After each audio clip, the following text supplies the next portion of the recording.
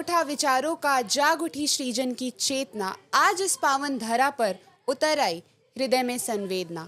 नमस्कार दोस्तों, स्वागत है आपका बनारस लिटरेचर फेस्ट में। मैं हूं आपकी होस्ट रितिका और सनबीम ग्रुप की तरफ से आपका स्वागत करती हूं हमारे इस पॉडकास्ट शो संवाद में, जहां हम बात करते हैं दिल से, सोच से और हर एक की जज्बातों से। यहाँ होती हैं वो बातें जो दिलों को छू लेती हैं और यही है संवाद का असली मजा। हमारे साथ यहाँ हैं 100 से ज़्यादा लिखने वाले, सोचने वाले और अपनी बातों को शब्दों की चादर पर पिरोने वाले लेखक, गायक और अभिनेता। इस बनारस लिटरेचर फेस्ट में कहानियाँ सिर्फ कहानियाँ नहीं होती, एक सफ़र होती हैं, एक ऐसा सफ़र जहाँ हर लफ्ज़ छुपा है अपनी रंगों में।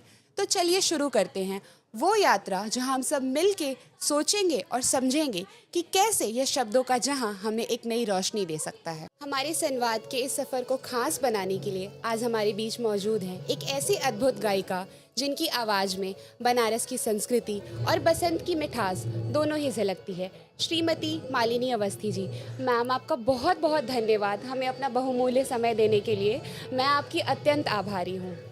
बहुत बहुत प्यार और दुलार और आशीर्वाद मुझे बुलाने के लिए। आप लोग हम लोग के बच्चे हैं और बच्चों के लिए आना ये हम लोगों का फ़र्ज़ भी है बतौर कलाकार। और दूसरा, आपके विद्यालय के साथ, आपके पूरे संस्थान के साथ हमारा बड़ा पुराना रिश्ता है, घरेलू और बहुत भावनात्मक। हमसे भी जुड़ा रहा है रिश्ता, हमारी गुरु से भी जुड़ा रहा है। तो आप लोग को मिल के बहुत अच्छा लग रहा है। आप लोग इतना बड़ा काम कर रहे हैं, उसके लिए बधाई आपको। जो बनारस की सांस्कृतिक विरासत है वो आपको, आपके संगीत को कैसे प्रतिबिंबित होती है, और आपको क्या लगता है कि जो ये बनारस शहर है वो आपकी रचनात्मकता को कैसे प्रभावित करता है?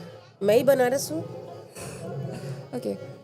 मैं जो बोलती हूँ, जो मेरा जीवन दर्शन है, जो मैं गाती हूँ, और ये सब कुछ बनारस ही तो है।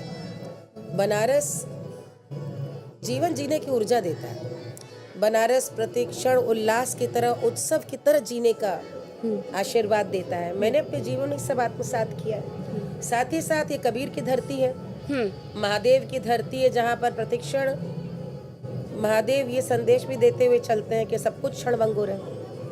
Nothing will last, only art last.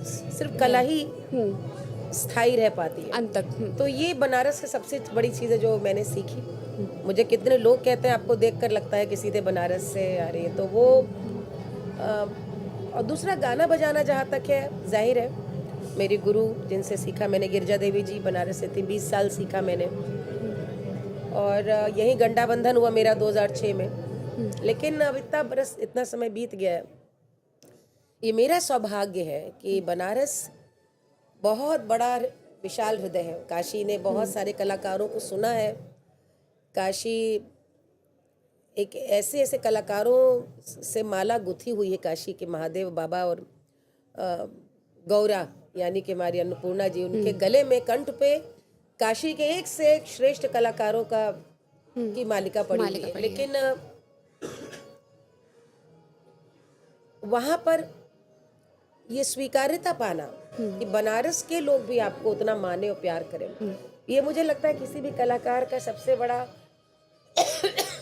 स्वीकृति है। कि क्योंकि यहाँ तो श्रोता भी ऐसे अद्भुत हैं जिन्हें यहाँ की संस्कृति, यहाँ की गायकी की इतनी समझ है कि खान पान गान तीनों चीज़ों में एक आम भी काशीवासी है, उसकी समझ बहुत प्रबुद्ध है। तो मुझे लगता है कि बनारस ने यदि आपको स्वीकार लिया है, बनारस यदि आपको हर बार हर महादेव करके बुलाता है, संकट मोचन संगीत समारोह में लोग कहते हैं कि हम तो हर बाट जो है भैया तू काहे ने अवलू।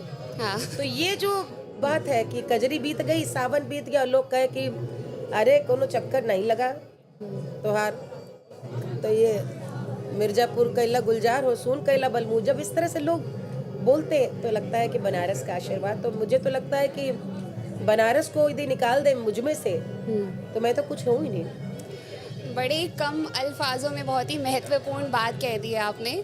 और मैं आपसे पूछना चाहूँगी कि हमारे इस प्लेटफॉर्म से आज के युवा को आप क्या राय देना चाहेंगी? पहली बात तो बहुत अच्छा काम कर रहे हैं आप। जीवन में परवरिश एक बहुमुखी होनी चाहिए। किताबें तो बहुत ज़रूरी हैं जो आपका जहन खोले, दिमाग खोले, लेकिन उसके संग संग किताबें आपको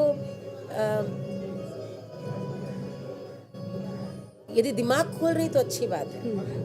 यदि कमरे में बंद कर रही हैं तो आपके यहाँ पर सबसे अच्छी बात ये है कि जो आज आप लोग कर रहे हैं, ये पॉडकास्ट कर रहे हैं, सीख रहे हैं कैसे बात करनी चाहिए, कैसे रिकॉर्ड करना चाहिए। कैमरे के पीछे भी सब आप ही के लोग हैं, मैं देख रही हूँ। मैं जब से आई हूँ मेरे साथ भी सब छात्र जुड़े हुए हैं। ये अपने आप में सबसे बड़ी शिक्षा है। तो आज के युवाओं को मुझे यही कहना है कि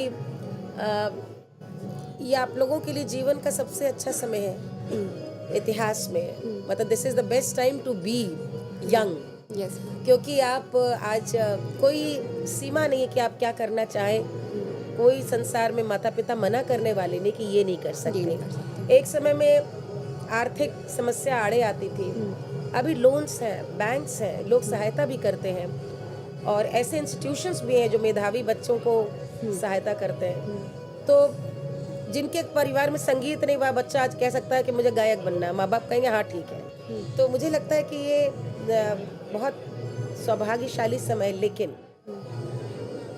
जो आपने सवाल पूछा उसका तो बहुत लंबा मैंने बोला, उत्तर एक ही हो सकता है कि जो करें बस वो मन से करें। कुछ भी थोपा हुआ नहीं हो, कुछ भी इसलिए नहीं हो कि किसी ने कह दिया करने को। किताब पढ़ रहे हैं, स्कूल में कॉपी किताब पढ़ रहे हैं, अपना होमवर्क कर रहे हैं, माँ बाप ने कह दिया भाई यहाँ जाना उन आंटी के यहाँ, और आपका बिल्कुल मन नहीं क्योंकि आपको लगता है बोर हो जाएंगे।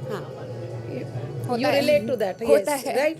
यस। तो ये जो चीज़ एक आई है वो मुझे लगता है कि सोशलाइजिंग बहुत कम हुई है उस तरह से जैसे हम लोगों के समय में होती थी। आपके टाइम में ज्यादा बहुत ज़्यादा, क्योंकि हमारे यहाँ सोशलाइजिंग इंडिविजुअल नहीं थी कि तुम सिर्फ अपने दोस्त के यहाँ जाओ, ग्रुप पे होती। ग्रुप में होती थी या परिवार की होती थी। एक परिवार 10-15 परिवारों से जुड़ा था, उससे दिमाग बहुत खुलते थे, ज़्यादा लोगों से आप मिलते थे, ज़्यादा बातें सुनते थे, ज़्यादा आपका साक्षात्कार। तो मेरे को सबसे ये कहना है कि आत्म केंद्रित मत होइए,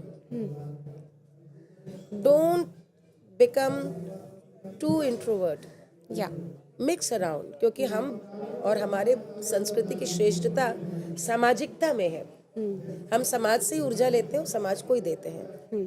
तो don't shy away from people. या हो सकता है आपको अच्छा न लगे, लेकिन ऐसा नहीं कि दुनिया में अच्छे लोग नहीं मिलेंगे।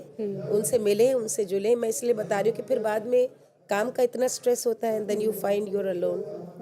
सो वही बात करके एक अलग ही एक्सपीरियंस बिल्कुल, तो मिलता है। माता पिता के संग जुड़िए और अपने मित्रों परिवार के लोगों से जुड़िए, दादी से, काका से, सबसे बात करिए और आप पाएंगे कि आपको बहुत कुछ मिलेगा।